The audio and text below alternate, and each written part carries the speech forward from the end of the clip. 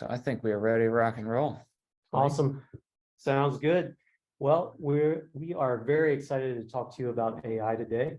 This is something that the XOI team in general, and especially the product team, has been talking about, thinking about for months, probably the last year or more. How do we take this phenomenal, exciting new technology and help our users actually do their jobs more efficiently? Our technicians out in the field, the back office, service managers, and everyone that supports the technicians. How can we use this technology to make their lives easier, better, more productive, and ultimately impact the bottom line for the businesses out there? So today, JP is going to run most of the show. I am here mostly to answer questions. So if you have questions while he's presenting, please don't hesitate to ask them in the chat. I will answer them as we go. If there are any that are left over at the end, then we'll wrap up by going through a session of answering questions. So with that, I'll hand it over to JP because that's the exciting part. Fantastic, my friend. Thank you so much. Good afternoon again, everybody. JP Cahalan on the XOI side. Excited to walk you guys through this. I do have a slide deck that we're going to kind of pull up and walk through, because as nuanced as this topic is, it is something that we want to make sure that we cover, and we cover in detail and understanding to kind of set the stage of what we're doing on the XOI side. So just to kind of level set what we're about to walk through. The big thing that we're going to be walking through is what should you know in regards to AI. We want to cover and kind of level set some things on, is this thing scary? Is it terrifying? Do I feel like I'm in a zoo where all the animals are out of their cage? It's super exciting, but it also scares the hell out of you. We're going to talk about all those things. We're also going to cover something called the prompt engineer. I'm sure everybody's heard about it or kind of read about it if you've been following AI. Want to talk through that and how that interacts with your technicians and your view and in AI in this space. We're going to cover some do's and don'ts, and then we're going to kind of take a look at the XOI world leveraging this tool. And then we're also going to kind of preview what's to come, along with providing you guys with a takeaway of kind of what we're doing on this side as well to prepare you to leverage AI inside of your XOI workflows. So I'm not going to read the description at the top that kind of describes generative AI, but I want you to focus on that last word, couple of words at the end, when prompted. So you think about what AI is doing. You think about these deep learning models. The big thing with ChatGPT and OpenAI is everything is starting from a prompt. But if we were to backtrack a little bit in time, because everybody's looking at AI and saying, all right, this is new on the scene and this, that, and the other, AI has been around for quite some time. If we were to actually go back, I got some key dates in here that I think are personally exciting. 1997, IBM's Deep Blue beats a world chess champion. That was AI. This is how long this has been in the making. This is how long we have had this existing in our world, but not all of us knew about it, nor were we applying it to kind of the day in, day out operations inside of businesses.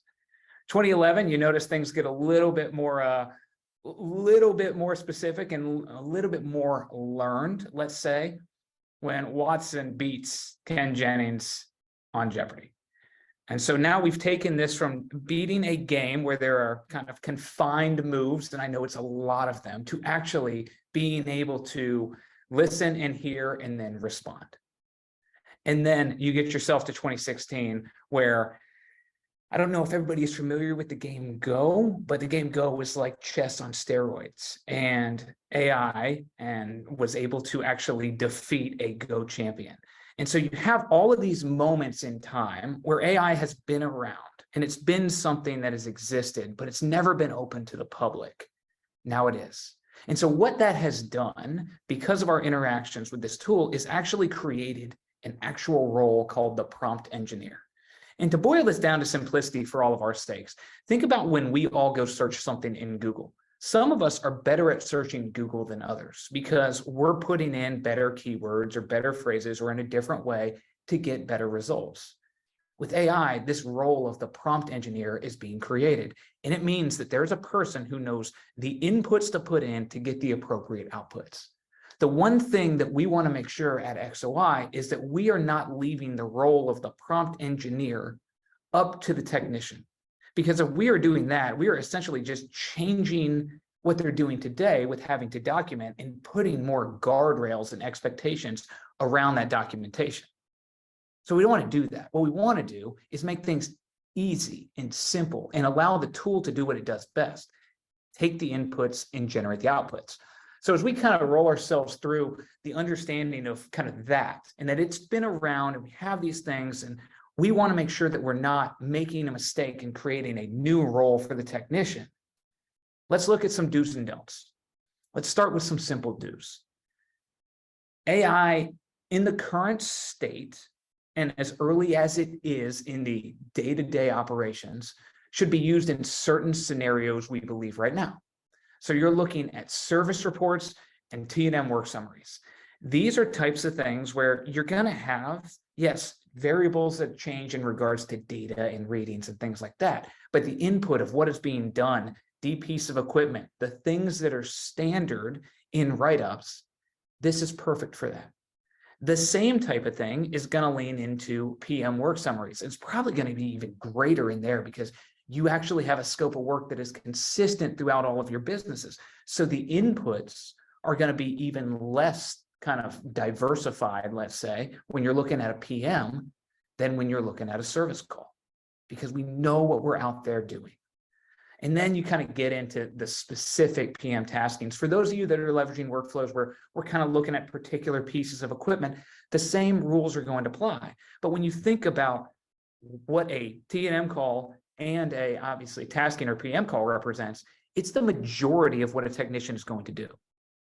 Then we roll ourselves over to the don'ts. And you'll notice I say don'ts for now. Maintenance contract writing and project scope writing. These are things that those of you that do it very well know that it is very nuanced in what is being put into these contracts and being put into these proposals. For us to go ahead and try and allow AI to do these things, you could probably do maybe an intro summary of your front page for your proposal to a customer. That's probably totally fine.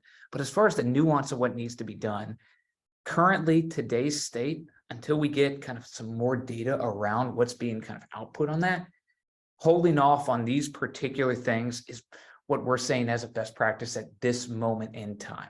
I do think that's going to change as we continue to move forward, but right now it's looking at the day in, day out of what the technician is doing. So as we kind of move ourselves through and think about, all right, we just heard about those particular things and where, we believe the best practice of focusing is and where we have focused as well. Let's apply that to the existing workflows that you guys have inside of your businesses, or looking at it from a different lens and saying, hey, I could graduate and start using XOI. Maybe if I only use it on service calls, maybe I could roll in PMs because of what this can produce. I'm going to be very clear with everyone. This will more than likely take change for your workflows inside of XOI, but we are here to help with that. These changes are going to be small and they're going to be valuable.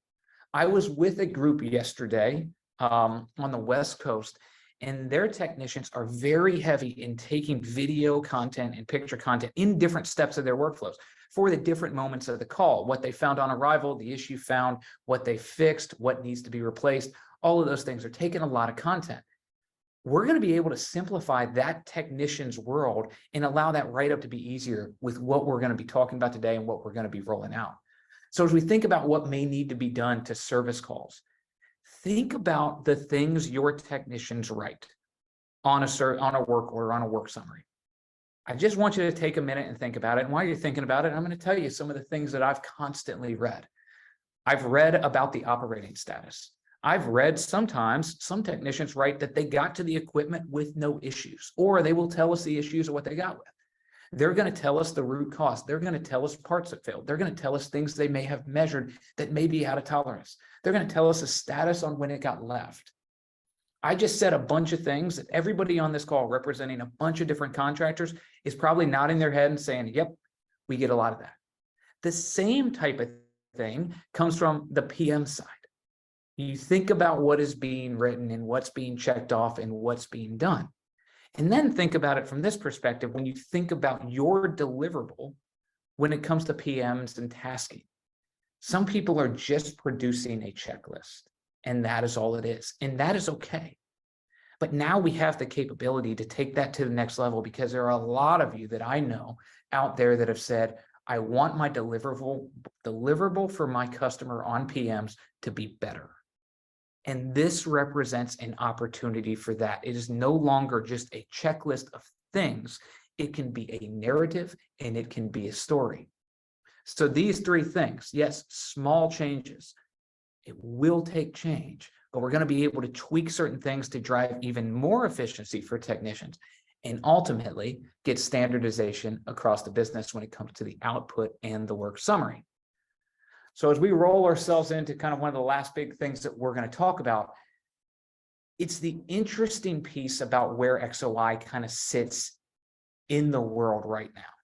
Those of you that have jumped on webinars over the past year have heard me talk about workflows in regards to PMs and driving efficiency and the standardization with our new workflow step types and multiple choice and leveraging kind of checklist style or simple inputs from text where they're just tapping things. Less writing, more information. We were not fortune tellers. I'm not going to tell you, at least I did not, Lee might have, that we saw the future and we were like, this is where it's going to be. We need to start prepping for this. But that is where we are. We have built a library of workflows that drive towards the consistency of data. And the reason that we did that was to provide you guys with data sets that are compelling to your business, that allow you to look at what's being captured in XOI and say, I can make process changes based on what I am learning from what technicians are telling me in these XOI workflows. That is where we kind of pivoted about a year or a little more into in providing these types of workflows and this type of driving. These workflow steps that we had made life easier for technicians. It created the consistency that we all want. And ultimately, number three, that uniformity in data. Because when we allow a technician to type certain things, none of us are going to say the same thing. We may spell things differently. We may say things differently. Ultimately, the data becomes inconsistent, and the integrity of the data when we try and action it to create insights is not going to be where we need it to be. So not only does the workflow step types and the way that we build workflows make data better on your side, but it is a perfect priming of the pump for leveraging AI job summaries.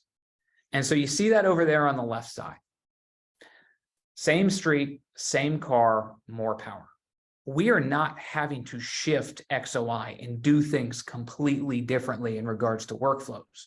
We're not pivoting at all. We are simply exposing this opportunity.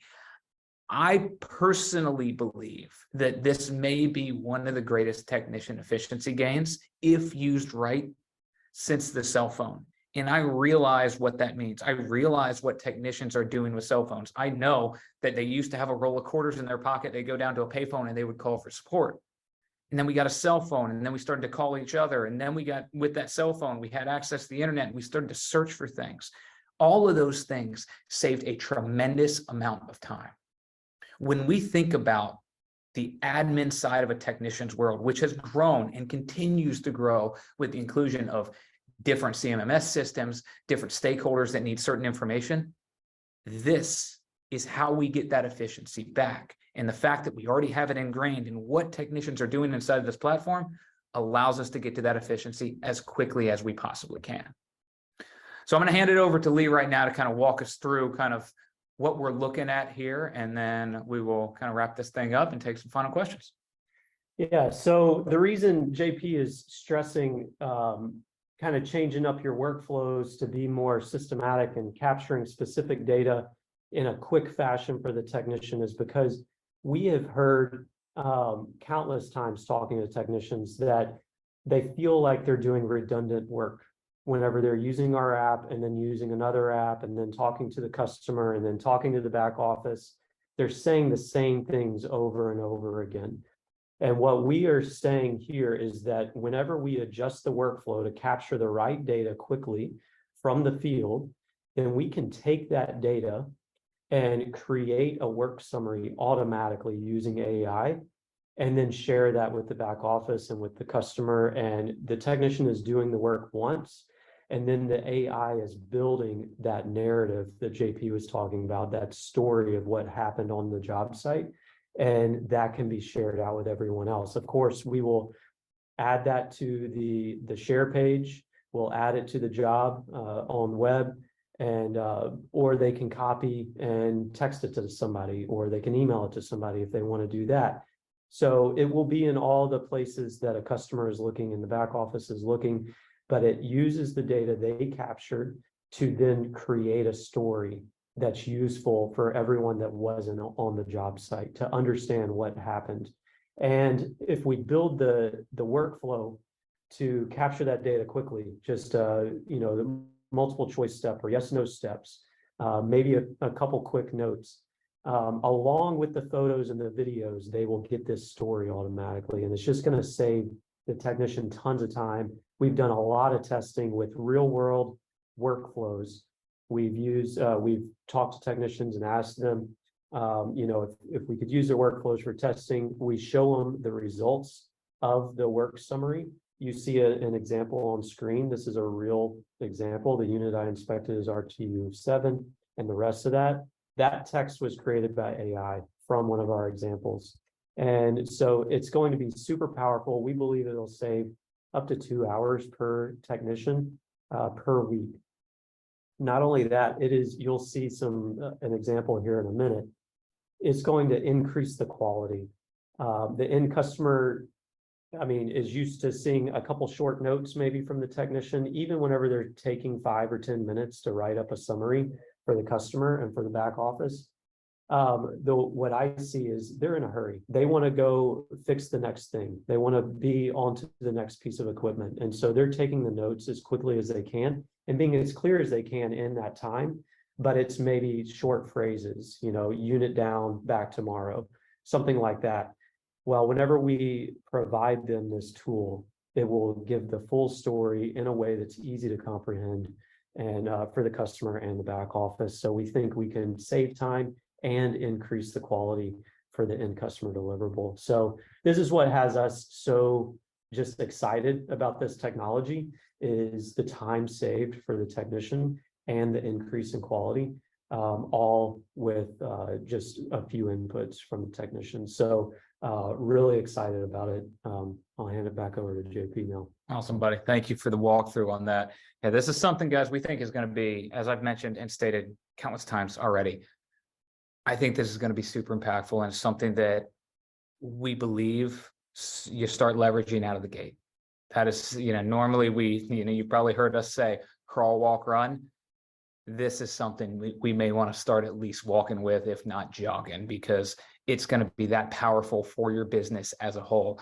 So before I go on to kind of this, I'm going to actually show this final slide, and then I'm going to go somewhere differently. But this is this is going to be the output that we're going to present with you guys as kind of a takeaway to this particular kind of webinar that we're doing to help guide you in regards to your thoughts around AI and leveraging inside of XOI workflows. So instead of having you guys try and read all this right here, I'm actually going to back us out for a second, and I am going to come over here, and we have it bigger and pulled out. So I'm actually going to read this for everybody because I want you to hear how it sounds. Today, I visited a job site to troubleshoot an issue with RTU6. Upon arrival, I found that the unit was not operating. After conducting a thorough inspection, I determined that the root cause of the problem was a failed motor, which resulted in an airflow issue. During the course of my inspection, I also reviewed different parts of the unit. The following parts presented concerns: fan motor and capacitor. Additionally, I found out the condenser fan, motor amps, volts, and capacitor microfarads were out of tolerance based on manufacturer specifications. Fortunately, I was able to address the issues with the fan motor and capacitor, and they are all now operating as normal. No additional work needs to be quoted, and I can confirm that the unit was operating on departure. It was great to work with you, and don't hesitate to contact me should you need to encounter any HVAC related issues. That is the output from a XOI workflow. you're going to notice here that everything you see in blue or red or green or yellow is what came over from the technician's input. They were selecting multiple choice responses. They were selecting a yes or no. The only thing that was typed by the technician in this whole entire summary was 4 characters, RTU6. The ability to generate that from simple prompts from a technician is ultimately mind-blowing in my eyes. I came from a construction and manufacturing world. Honestly, this is amazing to me. And when you think about what this means and what I have here, every one of you that I've had the chance to engage with, you've heard me talk about, we can't just think about the technician. We got to think about all the way through. What does this mean? You think about the customer. Customers' questions on billing start with what is being provided to them. If we provide this and we provide a fantastic narrative and a consistent narrative across every technician on any unit, what does that mean for those customer reach outs? And what does that mean for you guys being able to talk and display a deliverable? Then you take it a step back. Right before the customer gets their invoice, your team, billing and accounts, they are reviewing those invoices before you guys unleash them, or a service manager is reviewing them. Imagine the efficiency gains there. If a service manager does not have to review every work summary because you trust it, because it's just inputs and AI is generating the majority of what is being done. This was not manipulated. I did not come in here and mess with this. This was run one time. And the reason I say that is if you have played around with ChatGPT, you can put an input and then you can tell it to do it as a, in Shakespeare's voice, and then it changes it and does all that. This was a one take, one shot. And this is the output. So we think about what that consistency means across your business. This means that you can begin to expect this or something like this every single time. And for those of you that are sitting out there and saying, okay, JP, I can click those multiple choices, but what if it's not one of those? Lee and the team already thought of that. If you add additional notes around it, you say other, add additional notes, it's going to work those additional notes in if it's a customer facing step, and actually obviously massage the AI transcript around it. So it's not just we're boxing your technicians into picking what you provide. They can still type and then it works itself in. But what we recommend is look at your multiple choice responses. Can you get the majority of what may need to be selected and present that to the technician? And think about the data that you can start to pull if technicians are telling you what root causes are being identified, because we're always associating this back to a make, a model, and a serial. So that is kind of what as we look at AI and we look at what we're going to be delivering to every single one of you and your teams and your technicians moving forward, this is the foundation of it. And this is what it looks like. So as we kind of come out of here, we're about to wrap ourselves up. We are going to take some additional questions. I did want to show you guys and let me move this around a little bit, what that cheat sheet that you guys are going to get is going to look like. This is that PDF. So you will notice when you get this, that in bold, just like in XOI deliverable, because that's kind of where we screenshotted this thing, in bold is the phrasing of the questions. You're going to see in the colors the things that were selected. Now, the workflows that we did had obviously more selections. So you think about what you would want to put as root causes and things like that. And that's what this is. And you come down here and you also get the maintenance call one as well as another opportunity to kind of see what this looks like. You guys know that over the years at XOI, we have wanted to be the best partner we can and allow and drive efficiency for technicians at every turn.